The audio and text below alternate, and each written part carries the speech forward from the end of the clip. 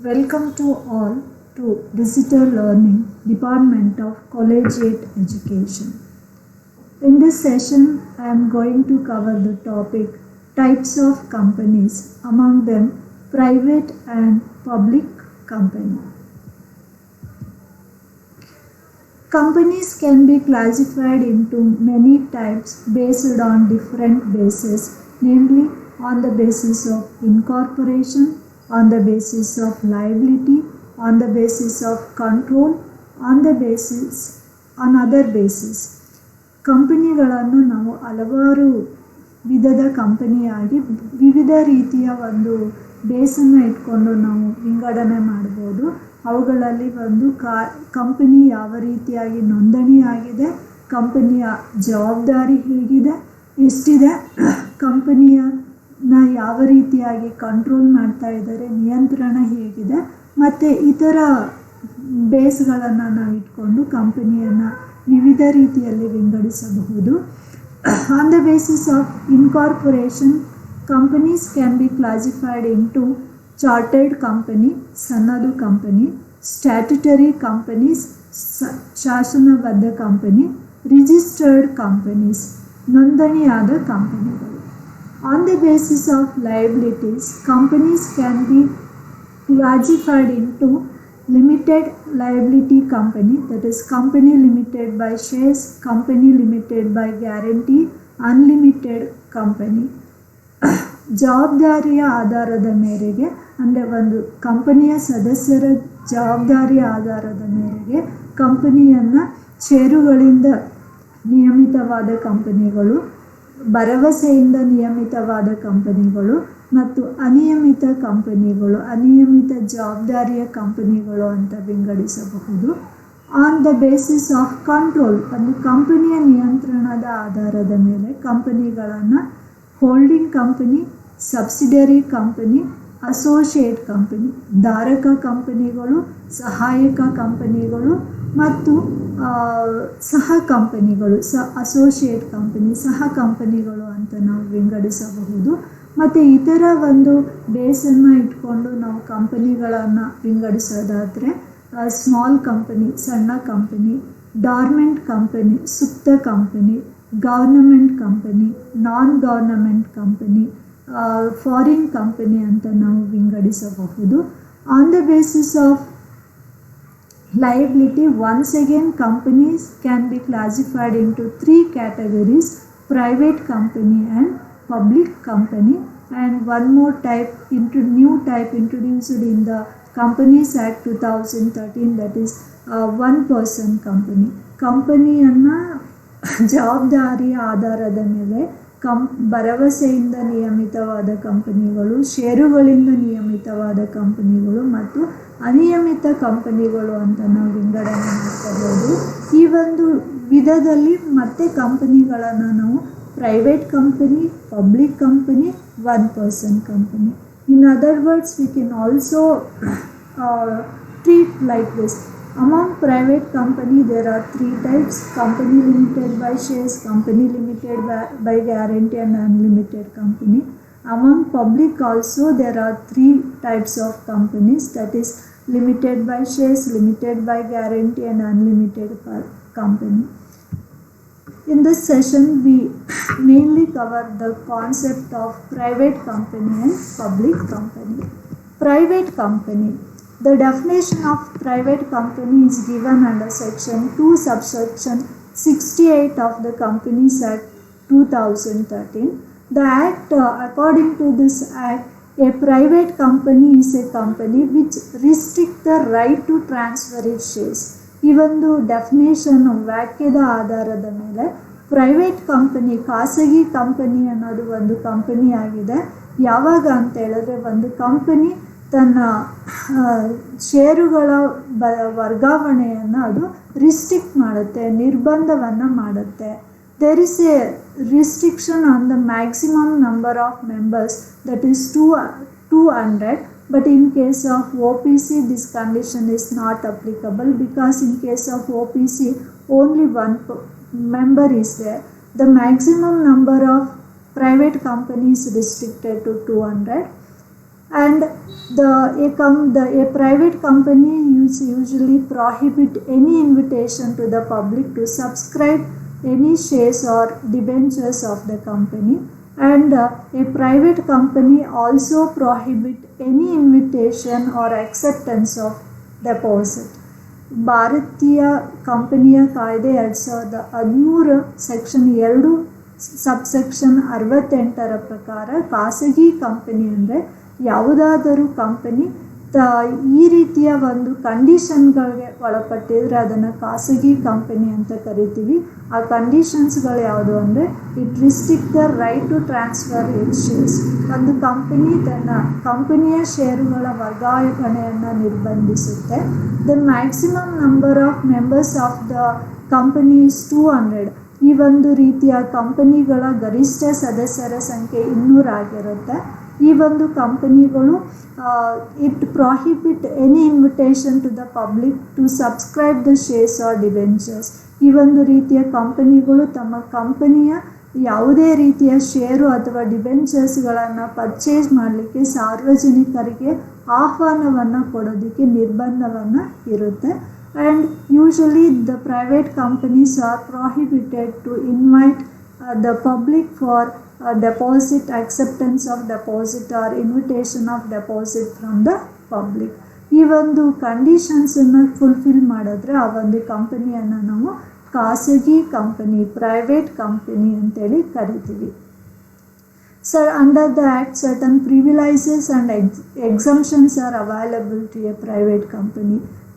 ಕಂಪನಿಯ ಕಾಯ್ದೆ ಅಡಿಯಲ್ಲಿ ಈ ಒಂದು ಖಾಸಗಿ ಕಂಪನಿಗಳಿಗೆ ಸಾರ್ವಜನಿಕ ಕಂಪನಿಗೆ ಹೋಲಿಸಿದರೆ ಹಲವಾರು ರೀತಿಯ ಸವಲತ್ತುಗಳು ಮತ್ತು ವಿನಾಯಿತಿಗಳು ಇರ್ತವೆ. ಅವುಗಳಲ್ಲಿ ಕೆಲವೊಂದು ಸವಲತ್ತು ಮತ್ತು ವಿನಾಯಿತಿಗಳನ್ನು ಈ ಒಂದು ಸೆಷನಲ್ಲಿ ಕವರ್ ಮಾಡೋಣ. ಮೊದಲಿಗೆ number of members. In order to start a private company, only 2 persons are required. In order to start any private company, ಒಂದು ಖಾಸಗಿ ಕಂಪನಿಯನ್ನು ನಾವು ಪ್ರಾರಂಭ ಮಾಡೋದಕ್ಕೆ ಕೇವಲ 2 ವ್ಯಕ್ತಿಗಳು, 2 ಸದಸ್ಯರು ಸಾಕಾಗಿದೆ. ಅದೇ ರೀತಿಯಲ್ಲಿ 1 ಪರ್ಸನ್ ಕಂಪನಿ ಆಗಿದ್ದರೆ, ಏಕ ವ್ಯಕ್ತಿ ಕಂಪನಿ ಆಗಿದ್ದರೆ ಅಲ್ಲಿ ಒಬ್ಬ ಸದಸ್ಯ ಸಾಕು. Minimum subscription. Usually the private companies are not allowed to subscribe the capital from the public. ಈ ಒಂದು ಖಾಸಗಿ ಕಂಪನಿಗಳು ಸಾರ್ವಜನಿಕರಿಂದ ಬಂಡವಾಳವನ್ನು ಸಂಗ್ರಹಿಸುವಂತೆಲ್ಲ.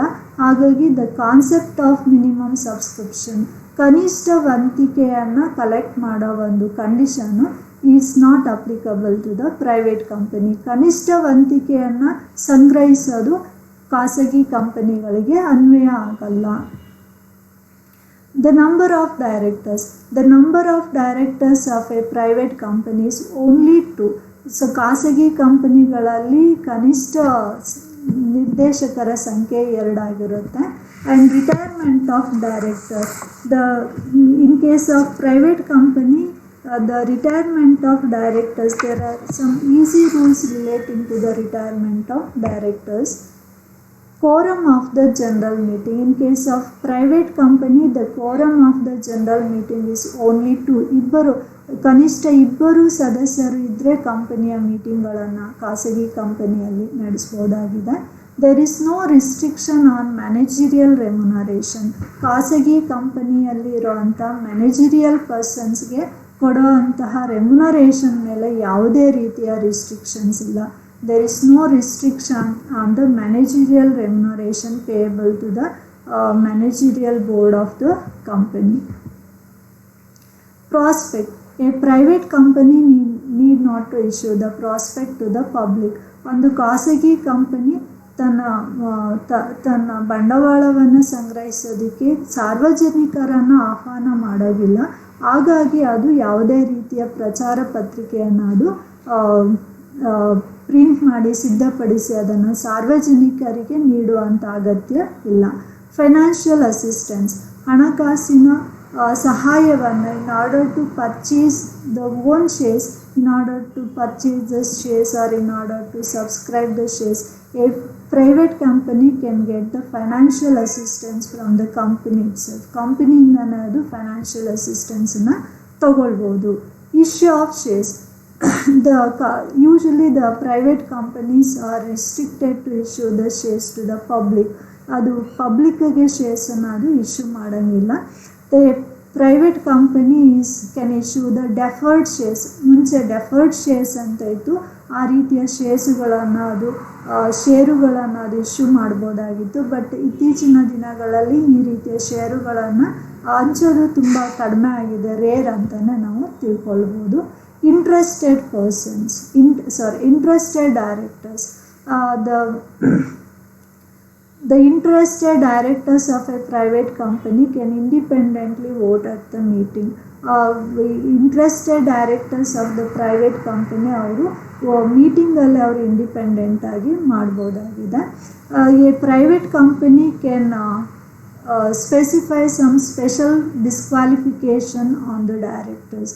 ಅದು ಒಂದು ಖಾಸಗಿ ಕಂಪನಿ ತನ್ನ ಡೈರೆಕ್ಟರ್ಸ್ ಮೇಲೆ ಸ್ಪೆಷಲ್ ಡಿಸ್ಕ್ವಾಲಿಫಿಕೇಷನ್ಸನ್ನು ಅವರು fix ಮಾಡ್ಬೋದಾಗಿದೆ. These are the important privileges and exemptions available to a private company. Public company. A public company is a company which is not a private company. It is the definition given in Indian Companies Act of 2013. ಕಂಪನಿಯ ಕಾಯ್ದೆ 2013 section 2 subsection 71ರಲ್ಲಿ ಏನು definition ವ್ಯಾಖ್ಯಾನ ನೀಡಿದ್ದಾರೆ ಅಂದರೆ, ಯಾವುದು ಖಾಸಗಿ company ಅಲ್ಲವೋ ಅದು ಸಾರ್ವಜನಿಕ ಕಂಪನಿ ಆಗಿದೆ ಅಂತ. A public company is A company which is not A private company. It is one of the very simple definition. ಯಾವುದು ಖಾಸಗಿ ಕಂಪನಿ ಅಲ್ಲವೋ ಅದನ್ನು ನಾವು ಸಾರ್ವಜನಿಕ ಕಂಪನಿ ಅಂತೇಳಿ ನಾವು ತಿಳ್ಕೊಳ್ಬೋದು. ಹಾಗಾದರೆ ಸಾರ್ವಜನಿಕ ಕಂಪನಿಯ ಮೇನ್ ಫೀಚರ್ಸ್, ಮುಖ್ಯ ಲಕ್ಷಣಗಳು ಯಾವುದು ಅನ್ನೋದನ್ನು ನಾವು ಮುಂದುವರೆದು ತಿಳ್ಕೊಳ್ಳೋಣ. The shares of a public company can be freely transferable. It can freely transfer the shares. ಒಂದು ಸಾರ್ವಜನಿಕ ಕಂಪನಿ ತನ್ನ ಷೇರುಗಳನ್ನು ಫ್ರೀಲಿ ಯಾವುದೇ ಒಂದು ನಿರ್ಬಂಧಕ್ಕೆ ಒಳಪಡದಾಗೇನೆ ಅದು ನಿರ್ಬಂಧವಿಲ್ಲದೆ ಮುಕ್ತವಾಗಿ ವರ್ಗಾವಣೆಯನ್ನು ಮಾಡ್ಬೋದು. ಯಾವುದೇ ರೀತಿಯ ಒಂದು ನಿರ್ಬಂಧವನ್ನು ಹೇರಿಲ್ಲ. ಮುಕ್ತವಾಗಿ ಕಂಪನಿಯ ಸದಸ್ಯರು ತಮ್ಮ ಷೇರುಗಳನ್ನು ಬೇರೆಯವ್ರಿಗೆ ವರ್ಗಾಯಿಸಬಹುದು. ಆದರೆ ಪ್ರೈವೇಟ್ ಕಂಪನಿಯ ಷೇರುಗಳಲ್ಲಿ ಏನಾಗುತ್ತೆ, ದೇರ್ ಇಸ್ ಎ ರಿಸ್ಟ್ರಿಕ್ಷನ್ಸ್ ಇದೆ. ರಿಸ್ಟ್ರಿಕ್ಷನ್ ಇದೆ ಅಂದ ಮಾತ್ರಕ್ಕೆ ಅವರು ಬೇರೆ ಯಾರಿಗೂ ಷೇರುಗಳನ್ನು ಟ್ರಾನ್ಸ್ಫರ್ ಮಾಡೋಂಗಿಲ್ಲ ಅಂತಲ್ಲ. ಅವರು ಬೇರೆ ಸಾರ್ವಜನಿಕರಿಗೆ ತಮ್ಮ ಷೇರುಗಳನ್ನು ಟ್ರಾನ್ಸ್ಫರ್ ಮಾಡೋಂಗಿಲ್ಲ. ಬಟ್ ತಮ್ಮ ಸದಸ್ಯರ ಸರ್ಕಲ್ ಒಳಗಡೆ ಅವರು ಏನು ಆಲ್ರೆಡಿ ಸದಸ್ಯರು ಇರ್ತಾರೆ ಅವರೊಳಗಡೆ ಅವರು ಷೇರುಗಳನ್ನು ಅವರು ಟ್ರಾನ್ಸ್ಫರ್ ಮಾಡ್ಕೊಳ್ಬೋದು. But in case of public company, the shares of the public company can be freely transferable. ಇಲ್ಲಿ ತಮ್ಮ ಷೇರುಗಳನ್ನು ಅವರು ತುಂಬ ಫ್ರೀಯಾಗಿ ಯಾವುದೇ ಒಂದು ನಿರ್ಬಂಧಕ್ಕೆ ಒಳಪಡದೆ ಅವರು ಅದನ್ನು ಟ್ರಾನ್ಸ್ಫರ್ ಮಾಡ್ಬೋದು. A private company can invite the public to subscribe the shares or debentures of the company. ಒಂದು ಪಬ್ಲಿಕ್ ಕಂಪನಿ, ಸಾರ್ವಜನಿಕ ಕಂಪನಿ, ಸಾರ್ವಜನಿಕರಿಗೆ ತನ್ನ ಕಂಪನಿಯ ಷೇರುಗಳಾಗಿರ್ಬೋದು ಅಥವಾ ಸಾಲಪತ್ರ ಡಿಬೆಂಚರ್ಗಳನ್ನು ಅದು ಪರ್ಚೇಸ್ ಮಾಡಲಿಕ್ಕೆ ಆಹ್ವಾನವನ್ನು ಅದು ನೀಡಬಹುದು. A public company can invite or accept the deposit from the public. ಒಂದು ಪಬ್ಲಿಕ್ ಕಂಪನಿ ಸಾರ್ವಜನಿಕರಿಗೆ ಡೆಪಾಸಿಟನ್ನು ತನ್ನ ಕಂಪನಿಯಲ್ಲಿ ಮಾಡಿ ಅಂತ ಇನ್ವೈಟ್ ಮಾಡ್ಬೋದು. ಅಥವಾ ಪಬ್ಲಿಕ್ಕು ತಾವೇ ಸ್ವತಃ ಡೆಪಾಸಿಟನ್ನು ಇಡೋದಕ್ಕೆ ಬಂದಾಗ ಅವರು ಅದನ್ನು ಅಕ್ಸೆಪ್ಟ್ ಮಾಡ್ಬೋದು. ಈ ರೀತಿಯ ಒಂದು ಮೇನ್ ಫೀಚರ್ಸ್ಗಳು ಒಂದು ಕಂಪನಿಯಲ್ಲಿ ಕಾಣ್ಬಂದರೆ ಅದನ್ನು ನಾವೇನಂತ ಕರಿತೀವಿ, ಸಾರ್ವಜನಿಕ company, public company. So once again we recall the main features of the public company. That is the shares of the public companies can be freely transferable. The public company can invite the public to subscribe its shares or debenture. A public company can invite or accept the deposit from public. ಸಾರ್ವಜನಿಕ ಕಂಪನಿಯ ಷೇರುಗಳನ್ನು ತುಂಬ ಮುಕ್ತವಾಗಿ transfer ಮಾಡ್ಬೋದು, ವರ್ಗಾವಣೆ ಮಾಡಬಹುದು. ಸಾರ್ವಜನಿಕ ಕಂಪನಿಗಳು ತಮ್ಮ ಕಂಪನಿಯ ಷೇರು ಅಥವಾ ಡಿಬೆಂಚರ್ಗಳನ್ನು ಸಬ್ಸ್ಕ್ರೈಬ್ ಮಾಡಲಿಕ್ಕೆ ಆಹ್ವಾನವನ್ನು ಕೊಡುತ್ತೆ. ಸಾರ್ವಜನಿಕ ಕಂಪನಿ ಸಾರ್ವಜನಿಕರಿಗೆ ಡೆಪಾಸಿಟನ್ನು ಇಡಲಿಕ್ಕೆ ಆಹ್ವಾನವನ್ನು ಮಾಡುತ್ತೆ ಅಥವಾ ಡೆಪಾಸಿಟನ್ನು ಅದು ಅಕ್ಸೆಪ್ಟ್ ಮಾಡುತ್ತೆ, ಸ್ವೀಕರಿಸುತ್ತೆ. ಇನ್ನೊಂದು ಮುಖ್ಯವಾದ ಅಂಶ, A private company which is A subsidiary of a public company is also treated as A public company. ಒಂದು ಸಹಾಯಕ ಕಂಪನಿ ಇರುತ್ತೆ. ಆ ಸಹಾಯಕ ಕಂಪನಿ ಬೇಸಿಕಲಿ ಯಾವುದಾಗಿರುತ್ತೆ ಅಂದರೆ ಒಂದು ಪ್ರೈವೇಟ್ ಕಂಪನಿ ಆಗಿರುತ್ತೆ. ಅಂತಹ ಸಂದರ್ಭದಲ್ಲಿ ಆ ಒಂದು ಸಹಾಯಕ ಕಂಪನಿ ಆಗಿರುವ ಪ್ರೈವೇಟ್ ಕಂಪನಿಯನ್ನು ಸಹ ನಾವು ಪಬ್ಲಿಕ್ ಕಂಪನಿ ಅಂತ ನಾವು ತಿಳ್ಕೊಳ್ತೀವಿ.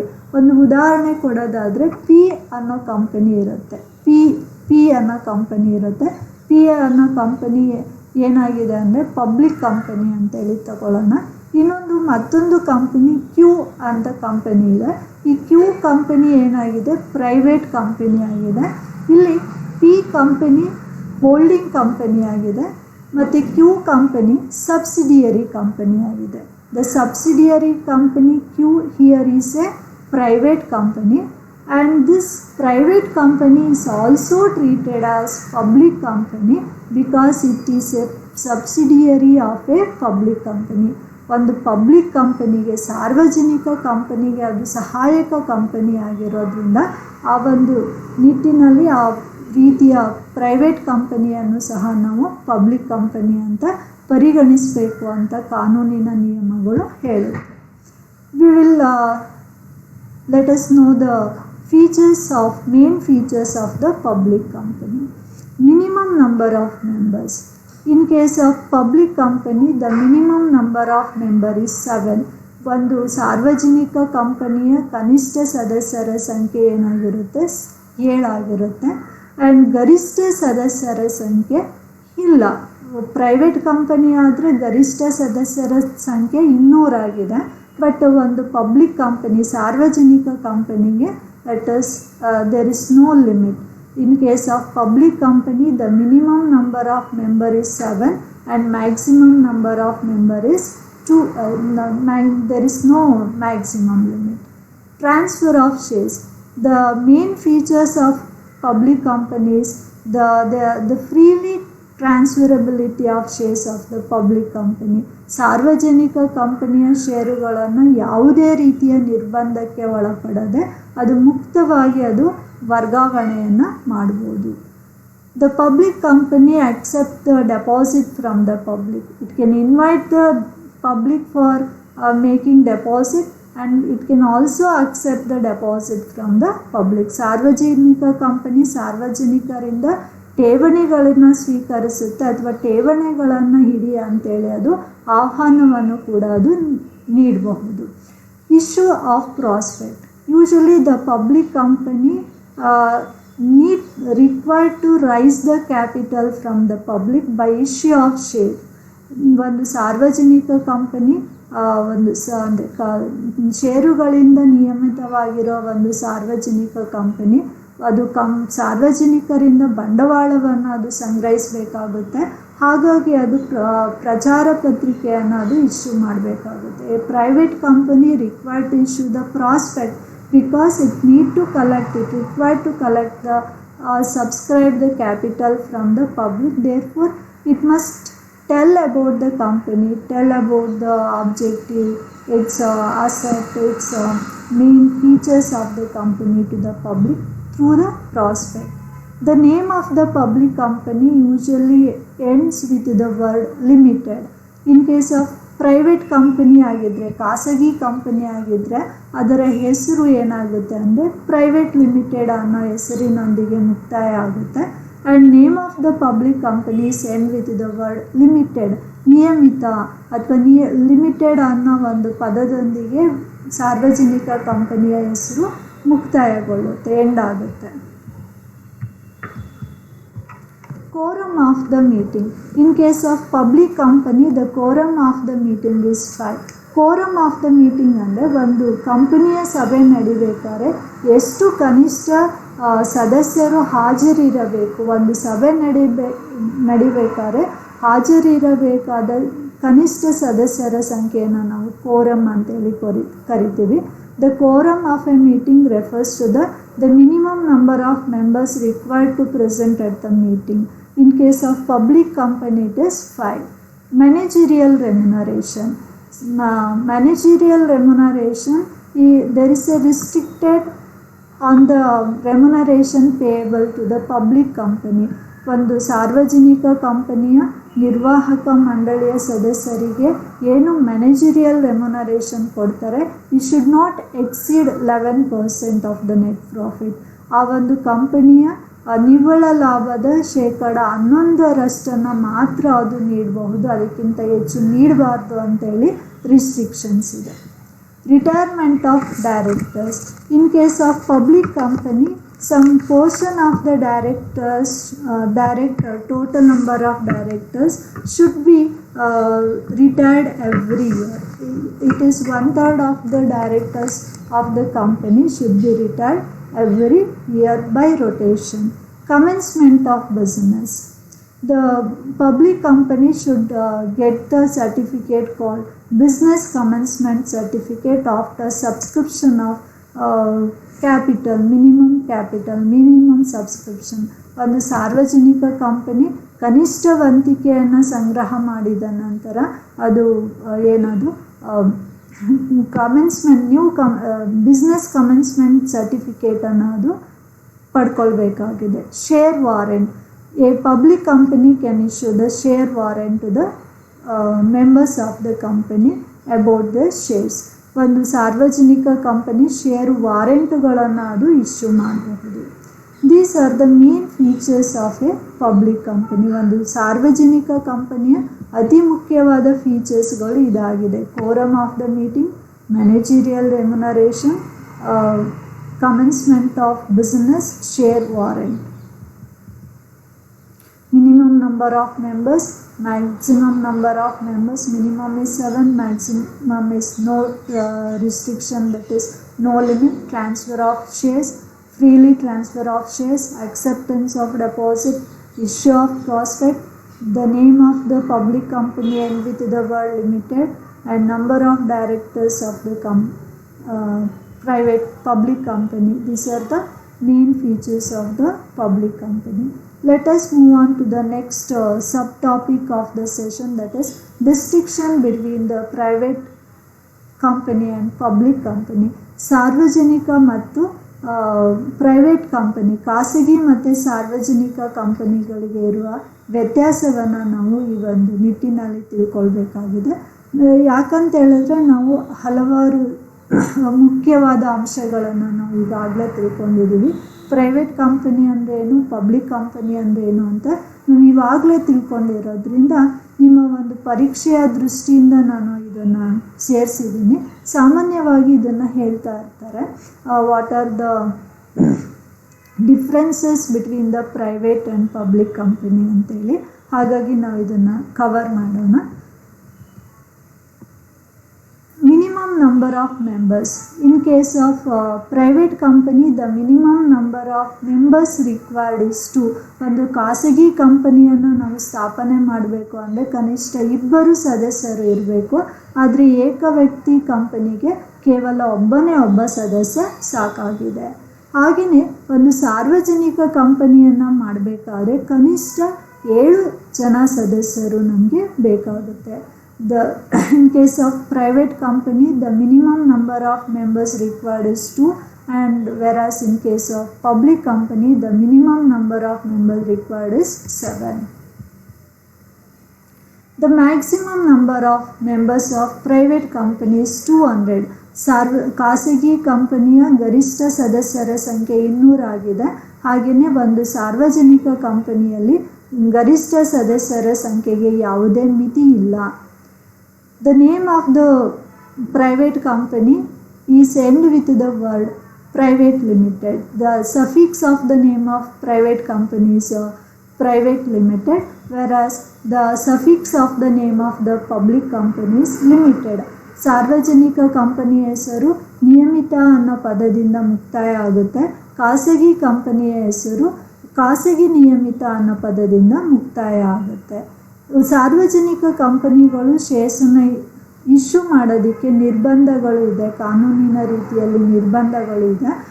ಹಾಗೆಯೇ ನಾವು ಒಂದು ಸಾರ್ವಜನಿಕ ಕಂಪನಿಯ ಷೇರುಗಳನ್ನು ನಾವು ಇಶ್ಯೂ ಮಾಡೋದಕ್ಕೆ ಯಾವುದೇ ರೀತಿಯ ನಿರ್ಬಂಧಗಳಿಲ್ಲ. ಅದನ್ನು ಮುಕ್ತವಾಗಿ ಫ್ರೀಯಾಗಿ ನಾವು ಟ್ರಾನ್ಸ್ಫರ್ ಮಾಡಬಹುದು ಅಂತ ತಿಳ್ಕೊಳ್ಬೋದು. ಒಂದು ಖಾಸಗಿ ಕಂಪನಿಯಲ್ಲಿ ಶೇರ್ಸ್ಗಳನ್ನು ಟ್ರಾನ್ಸ್ಫರ್ ಮಾಡೋದಕ್ಕೆ ಯಾವುದಿದೆ, ನಿರ್ಬಂಧ ಇದೆ. ಆ್ಯಂಡ್ ಯೂಶಲಿ ಒಂದು ಪ್ರೈವೇಟ್ ಕಂಪನಿ ಷೇರುಗಳನ್ನು ಇಶ್ಯೂ ಮಾಡೋಂಗಿಲ್ಲ, ಪಬ್ಲಿಕ್ಕಿಗೆ ಅದು ಇಶ್ಯೂ ಮಾಡೋಂಗಿಲ್ಲ. ಅದು ಷೇರುಗಳನ್ನು ಇಶ್ಯೂ ಮಾಡಬೇಕು ಅಂದರೆ ಯಾರಿಗೆ ಇಶ್ಯೂ ಮಾಡಬೇಕು, ತನ್ನ ಸದಸ್ಯರ ಒಳಗಡೆನೆ ಏನು ಲಿಮಿಟೆಡ್ ಸರ್ಕಲ್ ಇರುತ್ತೆ ಅವ್ರಿಗೆ ಮಾತ್ರ ಶೇರ್ಸ್ಗಳನ್ನು ಅದು ಇಶ್ಯೂ ಮಾಡ್ಬೋದು. ಹಾಗೆಯೇ ಒಂದು ಸಾರ್ವಜನಿಕ ಕಂಪನಿ ಸಾರ್ವಜನಿಕರಿಗೆ ತನ್ನ ಶೇರ್ಸ್ಗಳನ್ನು ಇಶ್ಯೂ ಮಾಡ್ಬೋದು. ಪ್ರೈವೇಟ್ ಕಂಪನಿಯ ಶೇರ್ಸ್ಗಳನ್ನು ಟ್ರಾನ್ಸ್ಫರ್ ಮಾಡೋಕ್ಕೆ ನಿರ್ಬಂಧ ಇದೆ. ಸಾರ್ವಜನಿಕ ಕಂಪನಿಯ ಶೇರ್ಸ್ಗಳನ್ನು ಟ್ರಾನ್ಸ್ಫರ್ ಮಾಡೋದಕ್ಕೆ ಯಾವುದೇ ರೀತಿಯ ನಿರ್ಬಂಧ ಇಲ್ಲ. A private company cannot issue the prospect to the public because it not raise the capital from the public, therefore need not to issue the prospect to the public. ಸಾರ್ವಜನಿಕ ಕಂಪನಿ ಮಾತ್ರ ಏನು ಮಾಡಬೇಕಾಗುತ್ತೆ, ಪ್ರಾಸ್ಪೆಕ್ಟನ್ನು ಅದು ಇಶ್ಯೂ ಮಾಡಬೇಕಾಗುತ್ತೆ. Private company ಪ್ರಾಸ್ಪೆಕ್ಟನ್ನು issue ಮಾಡೋ ಅಷ್ಟು ಇಲ್ಲ. ಮುಂದುವರೆದು appointment of directors. In case of private company there are easy provision. Comparatively there are very easy provisions relating to the appointment of directors of a private company. ಒಂದು ಖಾಸಗಿ ಕಂಪನಿಗಳಲ್ಲಿ ನಿರ್ದೇಶಕರ ನೇಮಕಾತಿಗೆ ಸಂಬಂಧಪಟ್ಟಂತಹ ನಿಟ್ಟಿನಲ್ಲಿ ತುಂಬ ಸುಲಭ ರೀತಿಯ ಒಂದು ಪ್ರಾವಿಷನ್ಸ್, ನಿಯಮಾವಳಿಗಳನ್ನು ರೂಪಿಸಲಾಗಿದೆ. ಅದೇ ರೀತಿಯಲ್ಲಿ ಏನಾಗಿದೆ ಅಂದರೆ ಪಬ್ಲಿಕ್ ಕಂಪನಿಯಲ್ಲಿ ಒಂದು ಅಪಾಯಿಂಟ್ಮೆಂಟ್ ಆಫ್ ಡೈರೆಕ್ಟರ್ಸ್ಗೆ ಏನಾಗಿದೆ ಅಂದರೆ ನಿಯಮಾವಳಿಗಳು ಸ್ವಲ್ಪ ಕಂಪ್ಯಾರಿಟಿವ್ಲಿ ಸ್ವಲ್ಪ ಡಿಫಿಕಲ್ಟ್ ಪ್ರಾವಿಷನ್ಸ್ ಇದೆ ಅಂತ ನಾವು ತಿಳ್ಕೊಳ್ಬೋದು. It is lengthy and it is very risky. The directors of the private company need not retire by rotations. ಒಂದು ಪ್ರೈವೇಟ್ ಕಂಪನಿ, ಖಾಸಗಿ ಕಂಪನಿಯ ನಿರ್ದೇಶಕರು ಅವರು ರಿಟೈರ್ಡ್ ಆಗೋ ಅಂಥ ಒಂದು ನಿರ್ಬಂಧ ಯಾವುದೂ ಇಲ್ಲ. ಬಟ್ ಇಲ್ಲೇನಾಗುತ್ತೆ ಅಂತಂದರೆ ಸಾರ್ವಜನಿಕ ಕಂಪನಿಯಲ್ಲಿ 2/3 ಡೈರೆಕ್ಟರ್ಸ್ ಅವರು ರೊಟೇಷನ್ ಬೇಸಿಸ್ ಮೇಲೆ ಅವರು ಏನು ಮಾಡಬೇಕು, retired ಆಗಬೇಕಾಗುತ್ತೆ. The interested director is entitled to participate and vote in the meeting. ಒಂದು ಪ್ರೈವೇಟ್ ಕಂಪನಿಯಲ್ಲಿ ಇರೋಂತಹ ನಿರ್ದೇಶಕರು ಅವರು ತಮಗೆ ಇಂಟ್ರೆಸ್ಟೆಡ್ ಡೈರೆಕ್ಟರ್ಸ್ ಅವ್ರೇನು ಮಾಡ್ಬೋದು ಅಂದರೆ ಒಂದು ಮೀಟಿಂಗಲ್ಲಿ ಭಾಗವಹಿಸ್ಬೋದು ಮತ್ತು ಅಲ್ಲಿ ಅವರು ವೋಟ್ ಮಾಡ್ಬೋದು. ಬಟ್ ಇಲ್ಲೇನಾಗುತ್ತೆ ಅಂತ ಹೇಳಿದ್ರೆ ಒಂದು ಸಾರ್ವಜನಿಕ ಕಂಪನಿಗಳಲ್ಲಿ ಅದಕ್ಕೆ ಒಂದಷ್ಟು ರಿಸ್ಟ್ರಿಕ್ಷನ್ಸ್ ಇದೆ, ತುಂಬ ರಿಸ್ಟ್ರಿಕ್ಷನ್ಸ್ ಅದು ಇದೆ. ಇಲ್ಲಿ ತಪ್ಪಾಗಿದೆ ಅದು. There are some restrictions.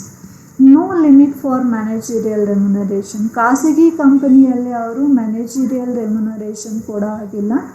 ಅಂದರೆ ಮ್ಯಾನೇಜರಿಯಲ್ ರೆಮ್ಯುನರೇಷನ್ ಕೊಡೋದಕ್ಕೆ ನಿರ್ಬಂಧ ಇಲ್ಲ.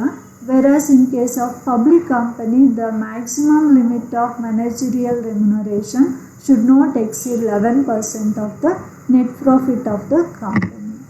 These are the main differences between the private and public company. ಒಂದು ಪ್ರೈವೇಟ್ ಮತ್ತು ಪಬ್ಲಿಕ್ ಕಂಪನಿಗೂ ಇರೋ ಅಂಥ ಮೇನ್ ಡಿಫ್ರೆನ್ಸಸ್ಸು ಇದಾಗಿವೆ ಅಂತೇಳಿ ನಾವು ತಿಳ್ಕೊಳ್ಬೋದು. ಈ ಒಂದು ಸೆಷನ್ನಲ್ಲಿ ನಾವು ಅತಿ ಮುಖ್ಯವಾಗಿ ವಿವಿಧ ಬೇಸಿಸ್ ಮೇಲೆ ಕಂಪನಿಗಳನ್ನು ಯಾವ ರೀತಿಯಾಗಿ ವಿಂಗಡಣೆ ಮಾಡಿದ್ದಾರೆ, ಆ ಒಂದು ವಿಂಗಡಣೆಯಲ್ಲಿ ಅತಿ ಮುಖ್ಯವಾದ ವಿಧ ಯಾವುದು ಅಂತಂದರೆ ಪ್ರೈವೇಟ್ ಕಂಪನಿ ಮತ್ತು ಪಬ್ಲಿಕ್ ಕಂಪನಿ ಅಂತೇಳಿ ನಾವು ತಿಳ್ಕೊಂಡಿದ್ದೀವಿ. ಪ್ರೈವೇಟ್ ಕಂಪನಿ ಡೆಫಿನೇಷನ್ಸು, ಪ್ರೈವೇಟ್ ಕಂಪನಿಗೆ ಇರೋ ಅಂಥ ಪ್ರಿವಿಲೈಸಸ್ ಆ್ಯಂಡ್ ಎಕ್ಸಂಪ್ಷನ್ಸು, ಹಾಗೆಯೇ public company definitions, public company ಫೀಚರ್ಸನ್ನು ನಾವು ತಿಳ್ಕೊಂಡ್ವಿ. ನಂತರದಲ್ಲಿ ನಾವು ಪ್ರೈವೇಟ್ ಮತ್ತು ಪಬ್ಲಿಕ್ ಕಂಪನಿಗೆ ಇರೋ ಅಂಥ ಡಿಫ್ರೆನ್ಸಸನ್ನು ನಾವು ತಿಳ್ಕೊಂಡಿದ್ದೀವಿ. These are the topics summary about the types of companies, that is private and public company. Thank you, one and all.